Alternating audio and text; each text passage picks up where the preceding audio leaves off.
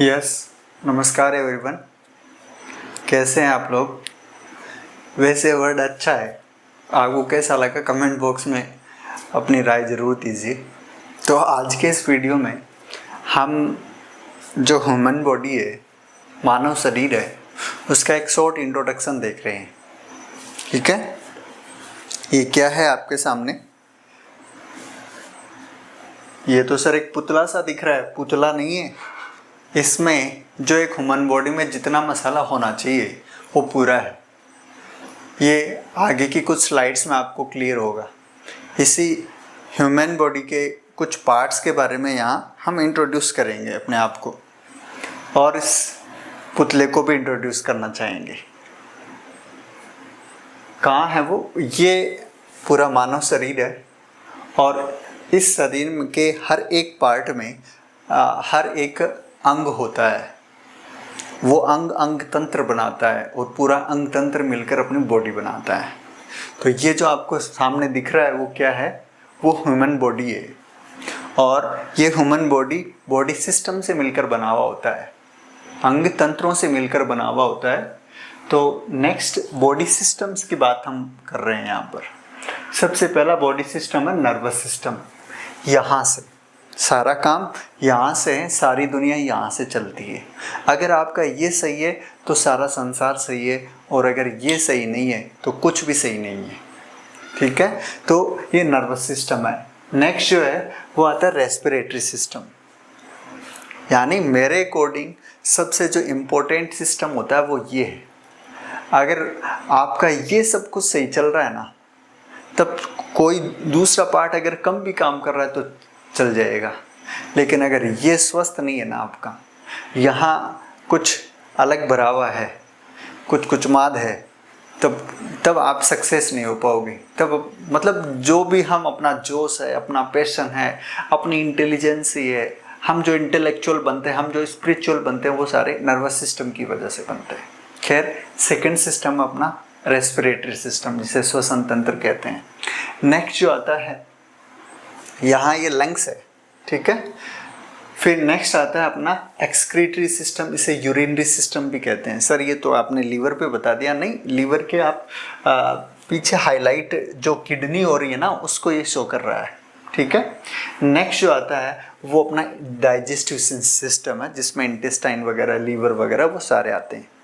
कुल मिला के यहाँ से यहाँ तक जो खाने का सिस्टम है उसे गैस्ट्रो इंटेस्टिनल बोलते हैं सिस्टम को।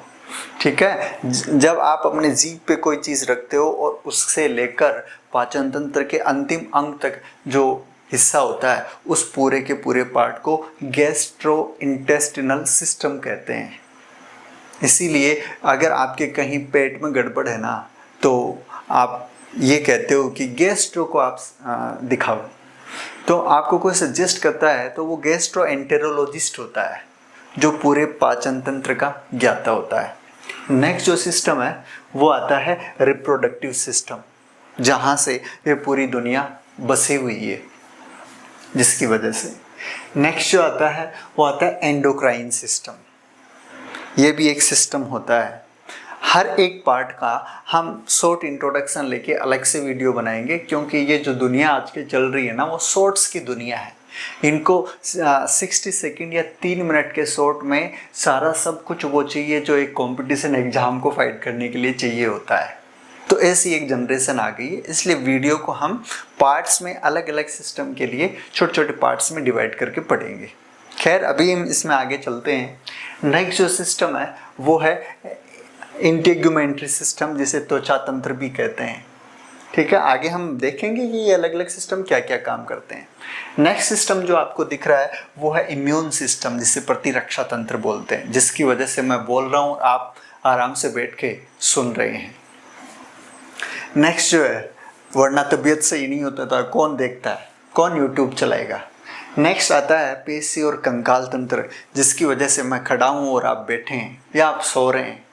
ठीक है, तो ये डिफरेंट टाइप के सिस्टम्स होते हैं अपनी बॉडी में, जो मिलकर इस पूरी बॉडी को बनाते हैं। नेक्स्ट बात करते हैं कि ये बॉडी बनती कैसे है। एक्चुअल में बॉडी की जो शुरुआत होती है वो एटम्स से होती है। अपनी बॉडी एटम्स जैसे ऑक्सीजन, हाइड्रोजन, कार्बन, ये परमाणु होते हैं। तो सबसे बेसिक लेवल जो होता है वो परमाणु होता है अपनी बॉडी का, ठीक है। उसके बाद में आता है अणु। परमाणु, विभिन्न प्रकार के परमाणु मिलकर अणु बनाते हैं। ये केमिस्ट्री में मैं पीछे के वीडियो में आपको बता चुका हूँ। तो जैसे हाइड्रोजन और ऑक्सीजन मिलकर क्या बनाएंगे, H2O, जिसको पीने के लिए हमें जरूरत पड़ेगी, ठीक है। इसके बाद तो परमाणु जैसे मैंने बताया, हाइड्रोजन, कार्बन, ऑक्सीजन। फिर अणु, अणु जैसे H2O, पानी जो हम पीते हैं, O2 जो हम सांस लेते हैं, CO2 जो हम छोड़ते हैं, ठीक है।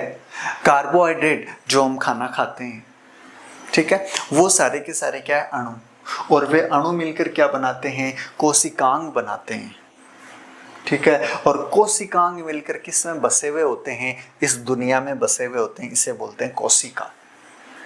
सेल, जिसकी खोज रॉबर्ट हुक ने करी थी। नेक्स्ट, सेल, बहुत सी सेल मिलकर क्या बनाते हैं, उत्तक।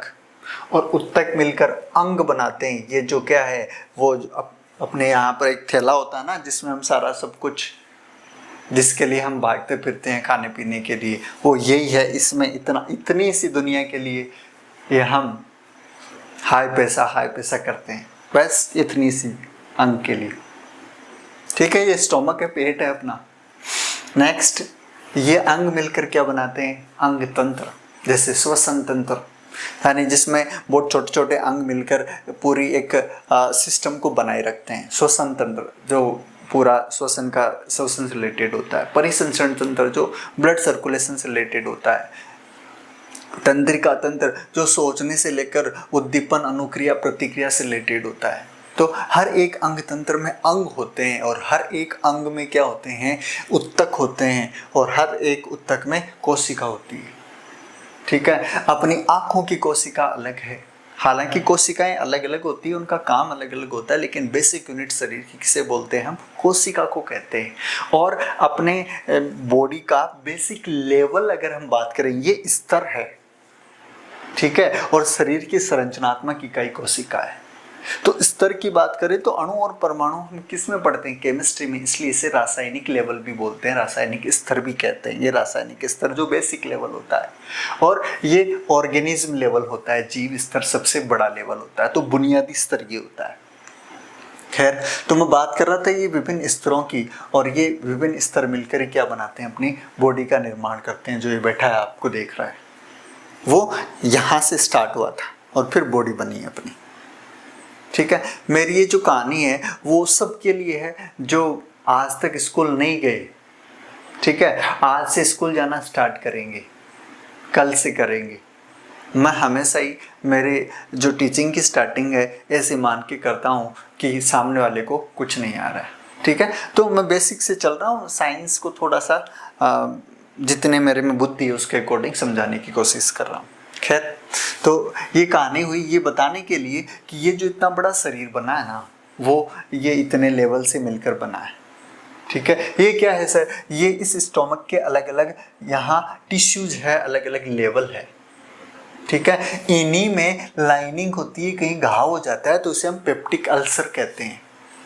खैर, ये आगे की बातें हैं।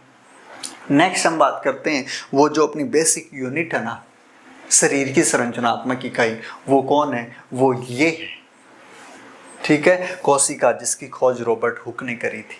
इस कोशिका में ये क्या है, ये कोशिका एक झिल्ली से घिरी हुई होती है। पादपों में तो होती कोशिका भित्ति, और जो जंतु होते हैं, ठीक है, ह्यूमन बीइंग्स है, उनमें होती कोशिका झिल्ली। तो कोशिका एक झिल्ली से रखी हुई होती है। हर एक अंग में कोशिका है। मैंने जो ये हाथ में मारकर पकड़ रखा है, तो जिससे पकड़ रखा है वो तो है स्किन, वो तो है उत्तक, और उसी के और माइक्रो लेवल पे जाएं तब वो है इसके अंदर हर एक छोटा सा पार्ट माइक्रोस्कोप से देखेंगे तब पता चलता है वो है कोशिका, ठीक है। तो इस कोशिका में एक होता है प्लाज्मा झिल्ली, चारों ओर का कवर। प्लाज्मा झिल्ली के अलावा नेक्स्ट जो होता है, इसमें जो मसाला भरा हुआ होता है उसे बोलते हैं कोशिका द्रव्य। कोशिका के अंदर बहुत सी चीज़ें होती है, फ्लूइड होता है, उसे कोशिका द्रव्य कहते हैं। साइटोप्लाज्म इंग्लिश में कहते हैं, प्लाज्मा मेम्ब्रेन इसे इंग्लिश में कहते हैं। नेक्स्ट जो होता है वो इसके अंदर, हर एक कोशिका के अंदर एक जो हम जंतु हैं या पेड़ पौधे हैं उनमें केंद्रक होता है। केंद्रक के अंदर भी एक छोटी संरचना होती है जिसे केंद्रिका कहा जाता है। ठीक है, इसके अलावा भी बहुत सारे अंग होते हैं कोशिका में जिन्हें कोशिकांग कहते हैं, जिसमें एग्जाम्पल के तौर पे देखें तो ये गोल्जिकाएं कहते हैं, गोल्जी बॉडी। हर एक अंग का एक काम होता है। कोशिका में भी अंग होते हैं, अपने शरीर के अंग अलग होते हैं और कोशिका के अंग अलग होते हैं। अब शरीर के अंगों को तो हम नंगी आंखों से देख सकते हैं, लेकिन कोशिका के अंगों को हम नंगी आंखों से नहीं देख सकते। ठीक है, उसके लिए माइक्रोस्कोप की जरूरत पड़ती है। खैर, ये क्या है? ये माइटोकॉन्ड्रिया है। इसे कोशिका का शक्ति गृह कहते हैं, पावर हाउस। जिस लाइट में मैं खड़ा होके ये वीडियो बना रहा हूँ वो पावर हाउस से आ रही है। वैसे ही जिस एनर्जी से मैं बोल रहा हूँ वो पावर हाउस, वो पावर कहाँ से आ रही है? वो इस जो जूती लाइक स्ट्रक्चर दिखती है ना, बेली लाइक स्ट्रक्चर दिखती है, वही माइटोकॉन्ड्रिया होती है। किसमें? अपने सेल में। तो ये सेल की एक बेसिक इंट्रोडक्शन मैंने दिया। नेक्स्ट जो है, हम बात कर रहे हैं उन अलग अलग तंत्रों के काम की। ये वही आ गया वापस। ठीक है, कौन? सबसे पहला जो हम बात कर रहे थे, नर्वस सिस्टम। नर्वस सिस्टम का क्या काम है? नर्वस सिस्टम का काम है विद्युत संकेतों के माध्यम से कार्य करता है और शरीर की तीव्र प्रतिक्रियाओं को नियंत्रित करता है। साथ ही उच्च स्तरीय क्रियाओं जैसे चेतना, स्मृति, सृजनात्मकता के लिए भी उत्तरदायी होता है। विद्युत संकेत कैसे? जैसे कहीं करंट लग रहा है तो हम झटके से हाथ अलग कर लेते हैं। अब मैंने मार्कर पकड़ रखा है, ठीक है, आराम से पकड़ रखा है। अगर कोई गर्म वस्तु होगी तो मैं पकड़ना छोड़ दूंगा इसको, तो हम आग से दूर अपने आप को हटा लेते हैं, करंट से अपने आप को दूर हटा लेते हैं। कोई तीखी लगती है उससे अपने आप को हटा लेते हैं। तो ये सिग्नल्स हमें जो मिलते हैं ना, वो नर्वस सिस्टम से मिलते हैं। यहाँ से होता है काम, यहाँ से नहीं होता। हाथ से तो अपने पकड़ा, लेकिन जो इसको, इन उंगलियों को, अब ये मैं जो हिला रहा हूँ ना, वो कहाँ से कंट्रोल हो रहा है? वो यहाँ से हो रहा है। तो ये सारा का सारा नर्वस सिस्टम का कंट्रोल कहाँ है? यहाँ है। ठीक है, तो भगवान से प्रार्थना करो कि भगवान इतने हिस्से को आप हमेशा स्वस्थ रखें, ताकि हम और कहीं किसी भी हिस्से की कमी हो जाए तब भी हम अपने आप को मेंटेन रख सकें। क्योंकि प्रॉब्लम जिंदा आदमी की आती है, मरने के बाद में तो फिर कोई सा भी कुछ कोई काम में नहीं आता है। खैर, तो ये नर्वस सिस्टम का काम हो गया। नेक्स्ट हम बात करते हैं अपने रेस्पिरेटरी सिस्टम की। रेस्पिरेटरी सिस्टम क्या करता है? ऑक्सीजन से, वातावरण से O2 लेता है और CO2 को बाहर निकाल देता है। ठीक है, और ये CO2 क्या करती है? एसिड बनाती है। एसिड कैसे सर? हम पानी भी पीते हैं, ठीक है, और अगर CO2 अंदर रह जाए तो एसिड ज़्यादा बन जाए, H2CO3, जिसे कार्बोनिक एसिड कहते हैं। CO2 और H2O, इन दोनों की रिएक्शन होती है ना, तो H2CO3 बनता है। ठीक है, तो ये एसिड बनता है, तो CO2 बाहर नहीं निकलेगी तो अपनी बॉडी में एसिड ज़्यादा बनेगा, तो एसिड को बनने से रोकती है। CO2 का लेवल यहाँ मेंटेन रहता है। तो CO2 को बाहर निकालने की दर को नियंत्रित करके शरीर का pH संतुलित रखने में सहायता करता है। pH आप ऐसे मान लो एसिडिटी है एक तरह से। pH, हम थोड़ा सा आगे लेवल पे बढ़ते हैं तो pH एसिडिटी से रिलेटेड होता है। H+ आयनों की सांद्रता, H+ आयन की सांद्रता ज़्यादा होती है तब तो होता है वो एसिड, और H+ आयन की सांद्रता कंपैरेटिवली कम होती है तो उदासीन, और फिर OH- आयनों की सांद्रता बढ़ती है तो उसे हम क्षारीय बोलते हैं। तो एक तरह से एसिड का मतलब H2CO3, और एसिड का क्या मीनिंग है सर? H2CO3 को जब आप जल में घोलते हैं, एसिड की कई डेफिनेशन देते हैं। वैसे हम कहते हैं कि पानी में जो H+ देते हैं, जो H+ देते हैं उनको हम एसिड कहते हैं। और भी डेफिनेशन है, लेकिन इस लेवल पे इतना काफ़ी है। तो CO2 जो है वो H2O के साथ मिलकर H+ देने लायक पदार्थ H2CO3 बनाता है। तो H+ अगर सॉल्यूशन में आ गया, अपनी बॉडी के फ्लूइड में आ गया, तो pH क्या हो गया? वो बढ़ गया। तो pH को नियंत्रित रखने का काम एक तरह से इनडायरेक्टली कौन करता है? श्वसन तंत्र। इसके बाद में नेक्स्ट आता है अपना किडनी वाला एक्सक्रीटरी सिस्टम। जो हम पानी पीते हैं ना, उस पानी में कुछ इलेक्ट्रोलाइट्स होते हैं, उन्हें इलेक्ट्रोलाइट्स कहते हैं, विद्युत अपघट्य पदार्थ। यानी पानी केवल H2O ही नहीं है, उस H2O के साथ साथ और पोषक तत्व भी उस पानी में मिले हुए होते हैं, वरना प्योर H2O तो हमारे किसी काम का नहीं होता है। वो केवल केमिस्ट्री लैब में रासायनिक अभिक्रिया करवाने के काम में आता है। वो अपने लिए बेनिफिशियल नहीं है। अपने लिए बेनिफिशियल उस H2O में अदर इलेक्ट्रोलाइट्स भी जो मौजूद होते हैं उसके साथ मिला हुआ जो पानी होता है वही अपने लिए बेनिफिशियल होता है। सर आर ओ वाला भी प्योर H2O नहीं होता है, उसमें मिनरल्स होते हैं, उन्हें हम मिनरल्स कहते हैं। H2O के साथ अदर स्पीसीज भी होती है। प्योर H2O तो ओनली केमिस्ट्री लैब में केमिकल रिएक्शन के लिए काम में आने वाला होता है, उसे आसुत जल कहते हैं। तो आरओ वाला वाटर आसुत जल नहीं है, डिस्टिल वाटर नहीं है। डिस्टिल वाटर ओनली ऐसा वाटर जिसमें H और OH के अलावा कुछ नहीं है, वो अपने लिए बेनिफिशियल नहीं है, पीने लायक नहीं होता है वो। खैर, तो जो हम पानी पीते हैं ना, तो इलेक्ट्रोलाइट्स तो अपनी बॉडी में विभिन्न टाइप के जो अंग है, टिश्यूज है, उनको अलग अलग जगह अलग अलग जरूरत होती है, तो वो एब्जॉर्ब कर लेते हैं। अब जो लिक्विड बचा रह जाता है अपशिष्ट, उसको यूरिन की फॉर्म में निकालने का काम ये अंग तंत्र करता है, जिसे हम बोलते हैं यूरिनरी या एक्सक्रीटरी सिस्टम। ठीक है, तो अतिरिक्त जल होता है, लवण होता है, जो अम्ल बना हुआ है। पानी कैसे निकले शरीर से? पानी मूत्र के रूप में निकलेगा। एक्स्ट्रा जो वेस्टेज है, लिक्विड है जो वेस्टेज है, अन्य इलेक्ट्रोलाइट्स को प्लाज्मा से निकालकर मूत्र के रूप में बाहर निकाल देता है। कौन? Excretory system. कहाँ था वो? पीछे इसी को हमने एक्सक्रीटरी सिस्टम कहा था। नेक्स्ट जो अंग है, अंग तंत्र है, वो कौन सा है? वो अपना पाचन तंत्र था। पाचन तंत्र क्या करता है? बाहरी वातावरण से पोषक तत्व है, जल, इलेक्ट्रोलाइट्स प्राप्त करता है, उन्हें प्लाज्मा में स्थानांतरित करता है, उसी से तो फिर ब्लड बनता है। वैसे आयुर्वेद की भाषा में कहें, जो हम खाना खाते हैं ना, उससे रक्त बनता है, रक्त से मांस बनता है, मांस से जो है वो फिर अस्थि में कन्वर्ट होता है, फिर मज्जा बनता है, आयुर्वेद ऐसे कहता है। ठीक है, हालांकि मैं इतना ज़्यादा ज्ञाता तो नहीं, लेकिन कुछ कुछ मैंने ऐसे सुन रखा है। तो वैसे ही यहाँ जो हम पोषक तत्व प्राप्त करते हैं ना, उन पोषक तत्वों से अणु, परमाणु, फिर जो है कोशिका, उत्तक, अंग तंत्र और फिर शरीर ऐसे बनता है। तो ये काम सारा पाचन तंत्र का होता है। ठीक है, जो हम खाते हैं उसके पोषक तत्वों को एब्जॉर्ब करने का काम। नेक्स्ट जो है वो मैंने कहा एंडोक्राइन सिस्टम, जिसे हम अंतःस्रावी तंत्र कहते हैं। ये क्या काम करता है? ये रक्त में हार्मोन स्रावित करके और उन प्रक्रियाओं को नियंत्रित करता है जिसमें गति से ज़्यादा समय की जरूरत होती है। कुछ चीज़ें होती है जो हमें सोचने के लिए टाइम चाहिए, जो हम सोच पाते हैं, जो हम डिसीजन कर पाते हैं, वो सारे का क्या है? वो अंतःस्रावी ग्रंथियों की वजह से होता है। ठीक है, नेक्स्ट जो बात कर रहे हैं वो है अपना ये क्या है सर? शर्ट है क्या? शर्ट को कहते हैं क्या? कौन सा? Integumentary system. तो नहीं, शर्ट नहीं, जो अपनी स्किन होती है ना, ये स्किन, ये अपने को बाहरी वातावरण से रक्षा करती है, सर्दियों में भी और गर्मियों में भी।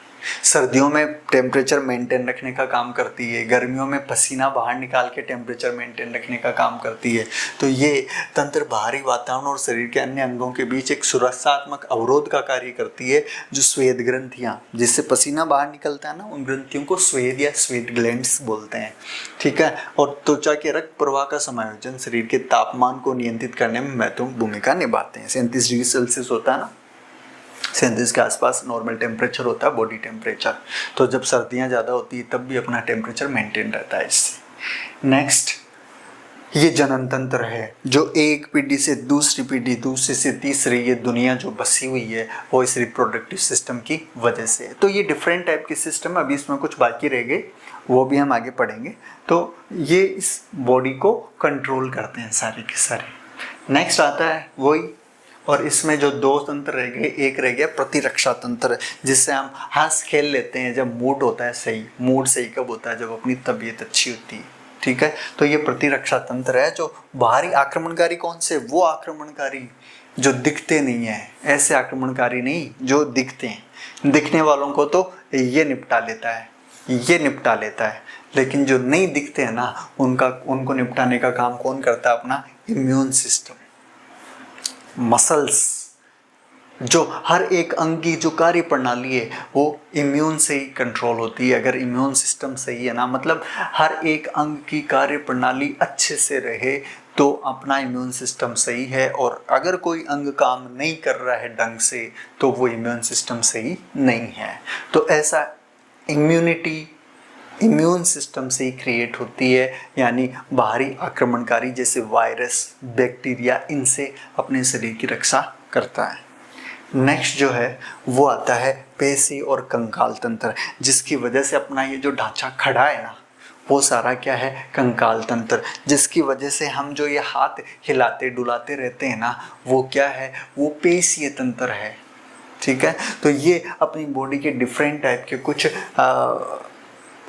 अंग तंत्र है जिनसे बॉडी मिलती है।